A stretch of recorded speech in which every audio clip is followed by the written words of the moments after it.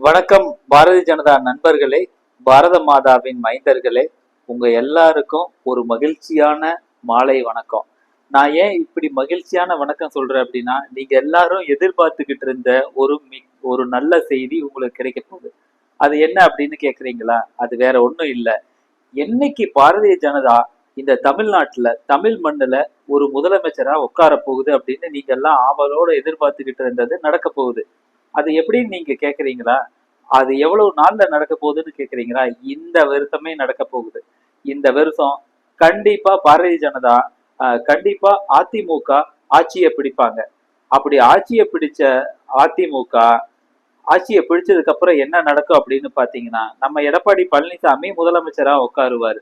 அப்படி முதலமைச்சரா உட்கார்ந்ததுக்கு அப்புறம் பாத்தீங்க அப்படின்னா, எடப்பாடி பழனிசாமி மேல பல வழக்குகள் நிலுவையில இருக்குது.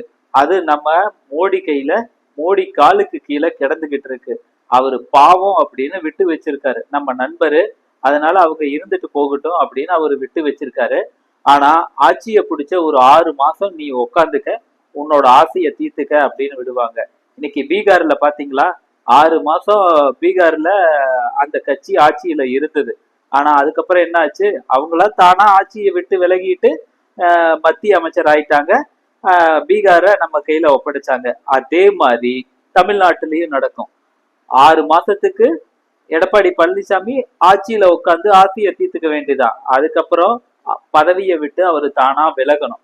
அப்படி விலகல அப்படின்னா நம்ம மோடிஜி அவரு காலுக்கு கீழே இருக்கிற அவரோட அந்த ஃபைல்களை எடுத்து தூசு தட்டி எடப்பாடி பழனிசாமியை தூக்கி ஜெயில போட்டுருவாரு. அதுக்கப்புறம் என்ன நடக்கும்?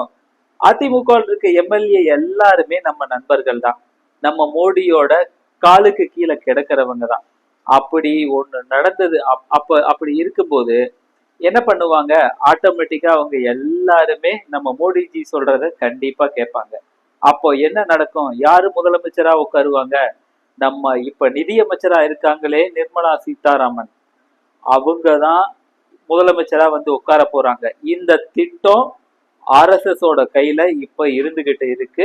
நம்ம மோடிஜியோட அடுத்த ஃபைல்ல அது இருக்கு. இது இன்னும் 6 மாசத்துல நடக்க போகுது. நீங்க வேணா பாருங்க. இந்த வெற்றி நாள் நமக்கு கிடைக்க போகுது. பாரத மாதாவுக்கு ஜெய்.